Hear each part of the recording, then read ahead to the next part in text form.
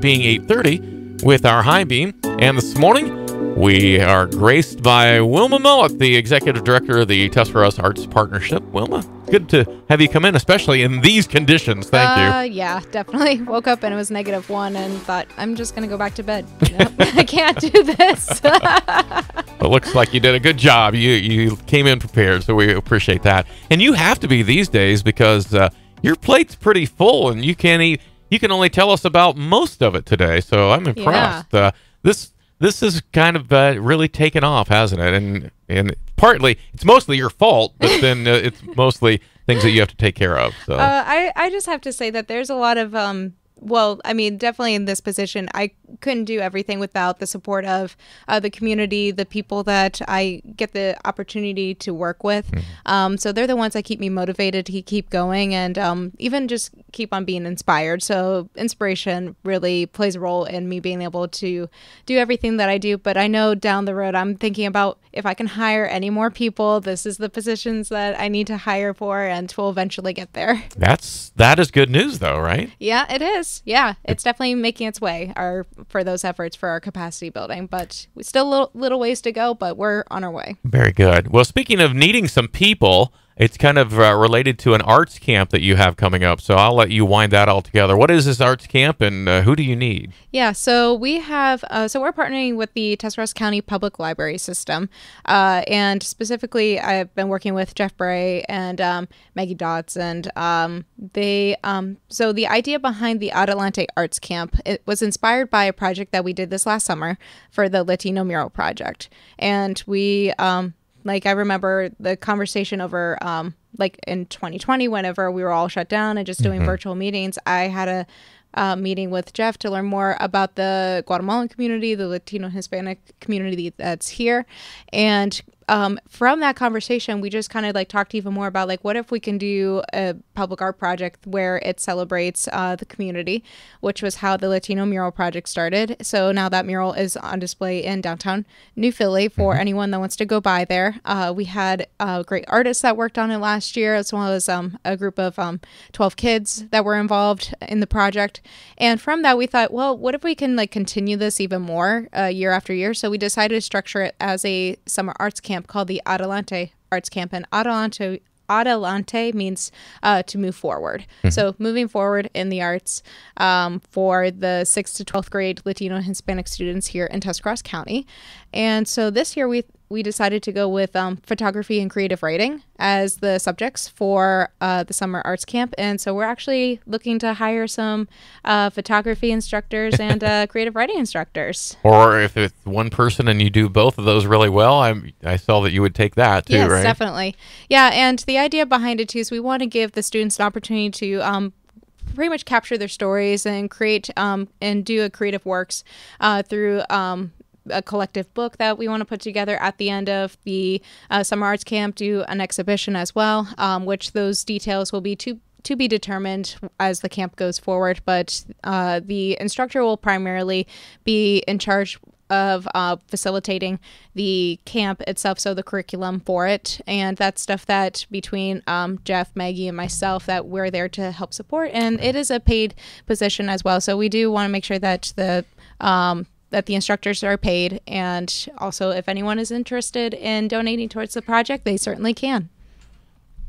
You would, of course, have to have instructors before the camp. So how do you apply, and what's the deadline? Yeah, so the deadline to apply is Tuesday, February 15th.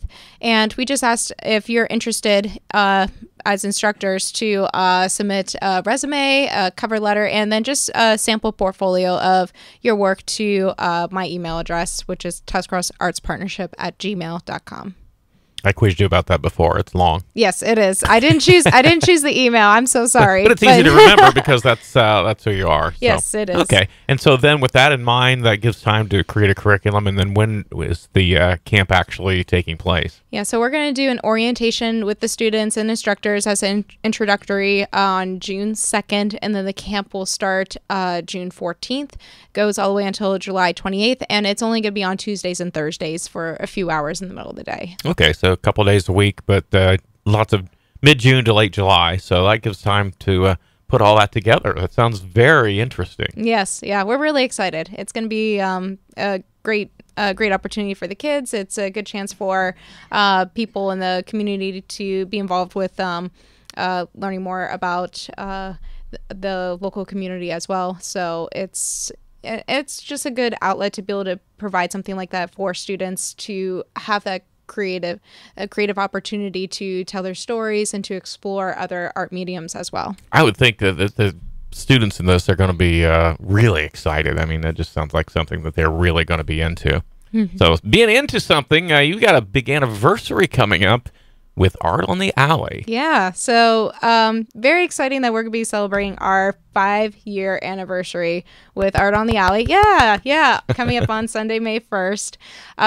It's just incredible to reach this milestone. And I guess I was telling like a couple of people that when you reach that 5-year mark, you kind of like, like you did something right, or you did something that people are just really excited about year after year.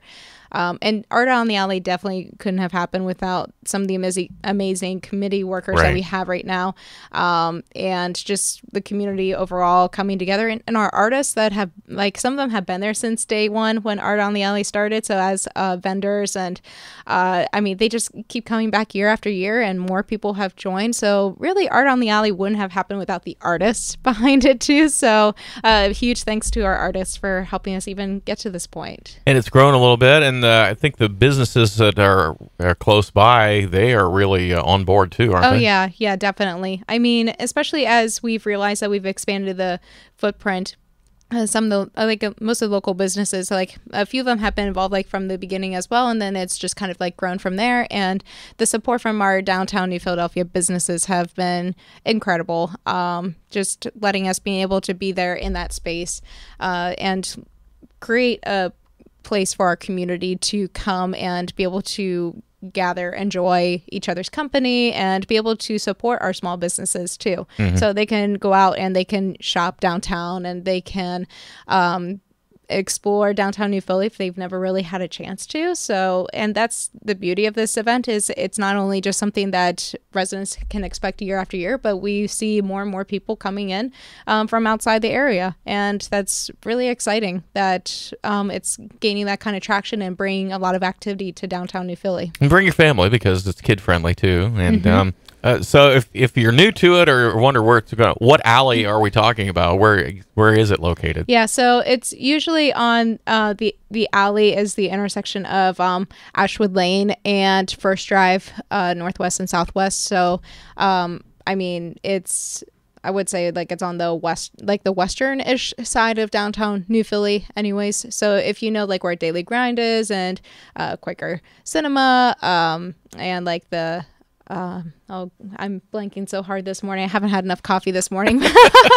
But like, I mean, primarily like on that side right there, that's it. That's where it's at. And it also goes all the way down to where Alley Cats is. And actually we are expanding a little bit more on our footprint. The Tuscarawas County Public Library system is the main branch is going to be joining us as well.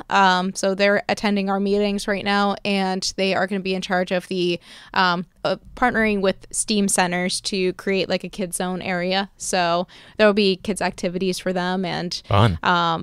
So they're gonna occupy that, and then of course there's gonna be plenty of spaces for vendors to come and sell their art, whatever that they've handmade created at the festival. How does an artist become involved? They need to be registered and pre-approved and all that? How does that work? Yeah, so on our website, you can go to the Art on the Alley page, and there's a list of different vendors that can sign up. So artist vendors, food vendors, which that's almost full right now, so I wouldn't wait too long if you're a food vendor to get in there and pay for your space. And then we also accept nonprofits as well. So if you're a nonprofit and you want to participate, then by all means go ahead and sign up as well. We just ask that you provide like some sort of like art exhibit, art activity, or kids activity or something. But for artists that want to go in and participate, so you can sign up for one or both events. We encourage both. Yes, we encourage both. It does make it easier on my end so that I don't have to hunt down for more people. But I think on theirs too, because the next one's October 16th, and you're established and you know what to do when you come back. Yeah, exactly. So it's pretty much the same exact thing. But yeah, you can sign up for one of those events or both events. And and then also you can like rent tables and chairs. But you'll apply online, and then you'll get an email from like probably within the next week to let you know like, hey, your application was approved, and we'll send you information on how to pay for your space following that email as well. And then from there, you just kind of wait on us to kind of go over the logistic instructions on how like set up and tear down and all that is. But since it is our 5th year anniversary and it's a birthday celebration, we do plan on doing something celebratory for May. So just be ready for that. We'll have more details of that as we get closer. But we encourage our vendors to really get in with the theme that we try to create for each of those events. Wilma Mullet, Executive Director of the Tuscarawas Arts Partnership. We haven't even touched on another subject, and you said more details later on this too. Mm-hmm. So with that in mind, could we have you back next month? Yes, you certainly can. Okay. So you've got more to spill for us, right? I do, That yes. was a lot Very today. exciting project. It is. So, well, thanks a lot. We're looking forward to Arts Camp. Remember, we're still looking for instructors, and then Art on the Alley, 5th anniversary on May 1st. It'll be a lot warmer than it is today. Yes, certainly. If it's this cold in May, I'm going to be very, very concerned. Me too. Hey, thanks for coming in, and we'll see you again very soon then, all right? Thank you. Thanks again to Wilma Mullet from Tuscarawas Arts Partnership, our guest this morning on the 830 High Beam.